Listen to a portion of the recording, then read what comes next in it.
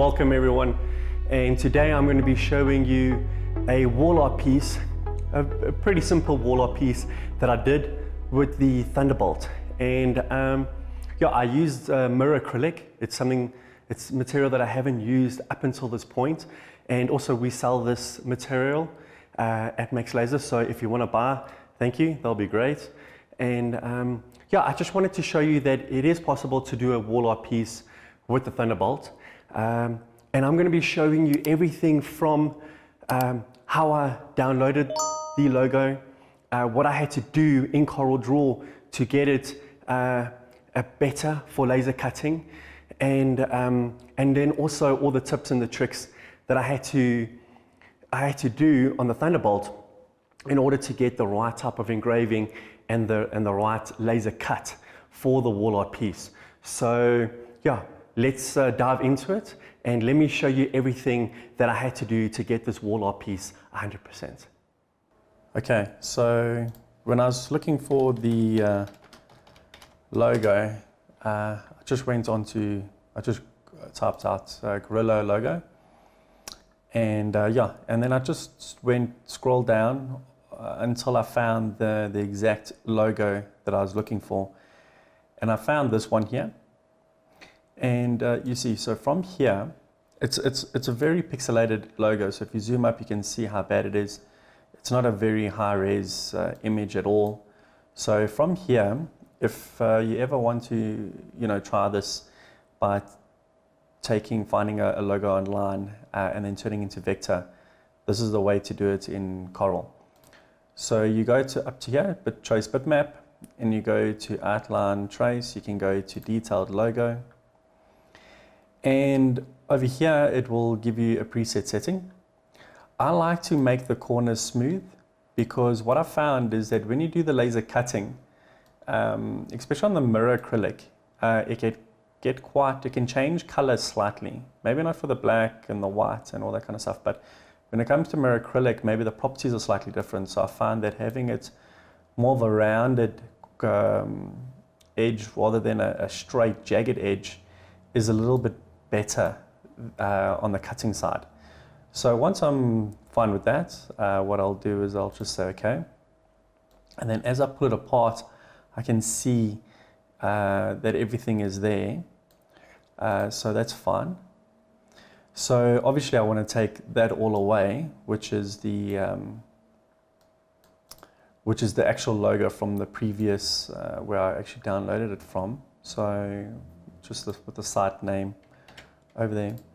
So from here, why that went to black is because everything is a part of this image. So I need to go and ungroup it. So we just go to ungroup all, and then I have to get rid of all the white in between. So that's what you don't want. You don't want any white in between, because when I actually select this logo and I go to black, you see now that's what I wanted. I wanted those words just to go to black and everything else to stay like that. Yeah, so then from here we would actually then go to combine, and now you can see it's basically blended in or combined with the logo. But when I pull it, I can still see in the background there's still a layer. It's not perfect. There's still, it may look alright, but it's not perfect because there's still layers behind there. So we have to go now and weld it. So we go to object, we go to shape, and now we go to weld. Now when I pull it, you see, now it's gone.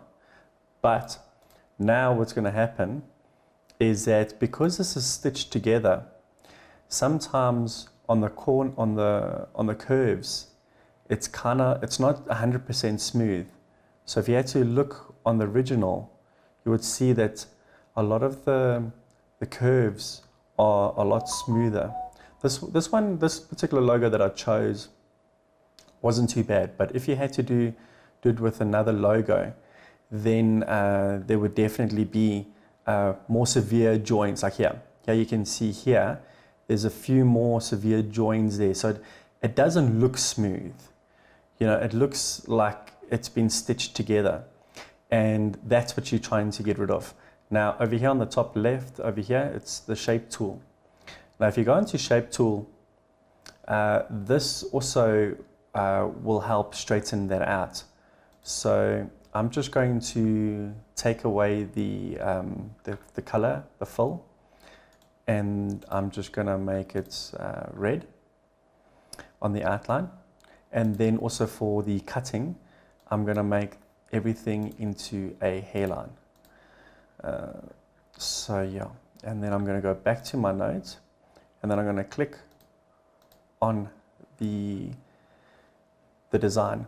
And whenever you see there's a lot of nodes next to each other, that's generally, you know, where it's not kind of smooth. So this was the place over here. And if you just double click, it actually, you can see how sometimes it does smooth it out. Sometimes if you actually had to double click all of those, it wouldn't actually do the desired effect that you're really looking for. But on this particular one was fine. So when you're actually smoothing out all these here, you see here there's a straight line there. You don't really want it to be a straight line. You want it to be a nice curve. See, so if you do something like that where you double click and then it shapes it out, you just go Control Z, which pulls it back. And also don't be afraid to play around with this. You know, you can play around with this, try to pull it out, pull it in. You can try get the curve correct to what you're trying to do. And also if you need to get another node, just right click on the mouse and then you can add, and then you can pull that back as well. You can also adjust the shape of it as well. So you have to go through, get a design, download it, and then you have to start playing around. You see, that's the way I'm talking about, where it's not smooth. So let's see if we had to double click. So when you double click, you actually delete the node. So it takes it away. See, now it's a lot smoother. See, I prefer that now. Now it's a lot smoother.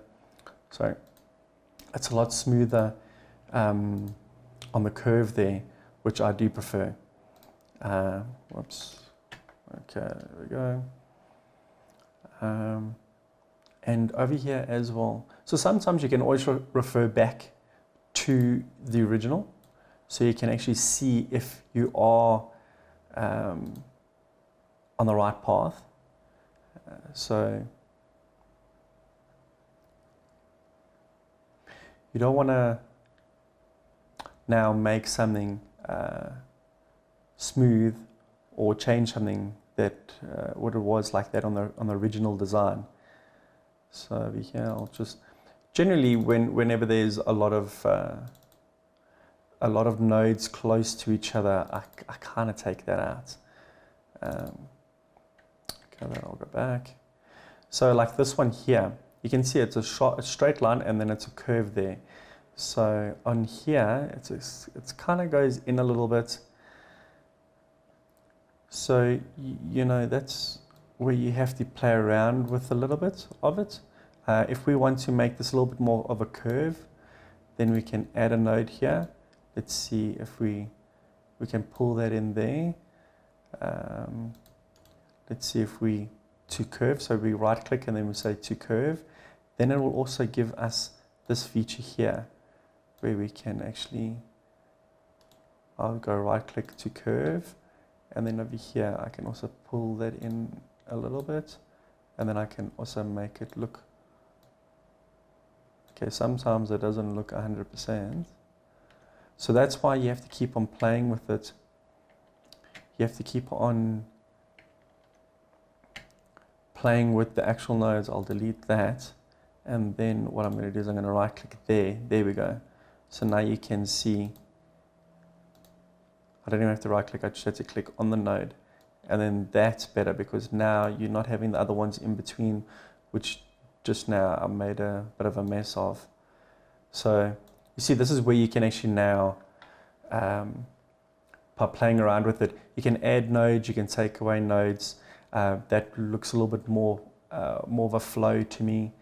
But But yeah, so this is where what you'll have to do. This is the other one that's over there. So that's a little bit of a curve there. Let's see on the original. On the original is a little bit straight. So let's go back to that.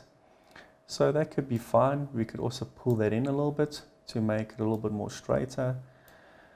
So these are the kind of things that you have to play around with. And what I did eventually is that I corrected everything until I got the actual design that I wanted. So this was the actual design that obviously the wall art design that I did with the cutting out of the gold acrylic, and then I put in the text be lacquer, which was the engraving, and this was obviously was laser cut with the holes, which these holes were for the standoff. So if you want to put it on the wall, you can do that.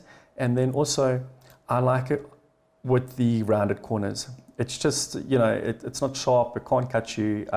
Also on the laser cutting, it looks smoother, it looks cleaner, rather than a sharp edge. I do prefer that. And it also has got the same flow as the standoff, so which is actually quite nice. So I do that all the time whenever I do a wall art. I try to stay away from jagged edges and stuff like that. Yeah, so this is what I had to do in connection with getting the design prepped and ready to be laser cut correctly. And also, when it is laser cut, it's going to look very, very close to the actual original logo that I downloaded. So yeah, let's jump over to Lightburn and let's see what I did there with the settings. Okay, so here we are on Lightburn. I've imported my file. I saved the CorelDraw file as an AR file, and then I imported it into Lightburn here. And when I imported it into Lightburn, I just changed some of the hairline colors. The red is obviously for the cutting for the black acrylic, the 5mm black acrylic. The blue is for the gold mirror acrylic, plus it was also a score marking. So what I did was that I did a very quick light score marking on the black acrylic. So when I actually took my gold acrylic, I could line it up 100% on the black acrylic on the background. So then I knew it was 100% perfect. And the B lacquer is obviously the engraving sitting there. So yeah, on the background, which is the black acrylic, everything, just the output is off for now. What I had for my settings is that I had 5mm per second, max, well, the power was 65 with the air assist on. And what I did here, I always increased the power, made the power a little bit stronger than I wanted to. I raised because I could do that because I raised the acrylic, and it had a better cut when I raised the acrylic off the honeycomb. I've got magnetic risers, and that works quite well. So when I actually laser cut this, what fell behind was like a little bit of a jig. So I didn't take the excess cut away. I kept it in there because then it also lined up with the engraving, which I did straight afterwards. So the engraving setting here was 1000mm per second, 18% power, air off, and my interval, my DPI was 200. What I found was that when I was doing my engravings, especially on the black extruded acrylic, I had some good, a lighter color. Well, it came out lighter when I had it at 500 DPI, but there was some banding. And the banding was kind of like throwing me off a little bit.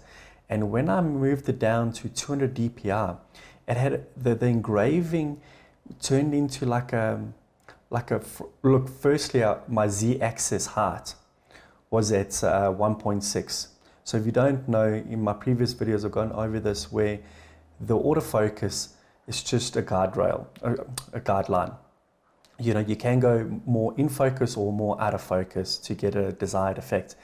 And in this case, I went a little bit more in focus. So on the Z-axis, it would be 2.3. And then I'll move the laser head up, where on the Z-axis control touch panel, it was 1.6. And then changed the DPR. Usually I have it at 500 DPR, but I changed it to 200 DPR. And it created this, look, I knew it was going to be more of a frosted look because I was melting the material instead of vaporizing. That's what happens when you go more in focus or more out of focus. But it also had kind of like a bit of a stony look to it. Like a scratchy look to it, like a stone, which actually looked really nice and appealing, and that also took away the banding. So with the 200 DPR, I learned something new there, and that actually came out quite nice. And also it had a nice watermark effect, you know, with the B lacquer. It wasn't very like a very contrasty, like a highlighted look. It was a bit of like a watermark look, so which was actually quite nice, which is what I was trying to go for as well. So yeah, that's the setting there for the engraving. And then this was the setting for the cutout of the gold acrylic. Also a little bit too strong, but I didn't want to take any chances because of the fact that it was raised up, and I wanted everything just to fall down nicely as I cut it. So yeah, which was actually quite nice. The air assist was on there, and yeah, 8 millimeters per second at 60% power.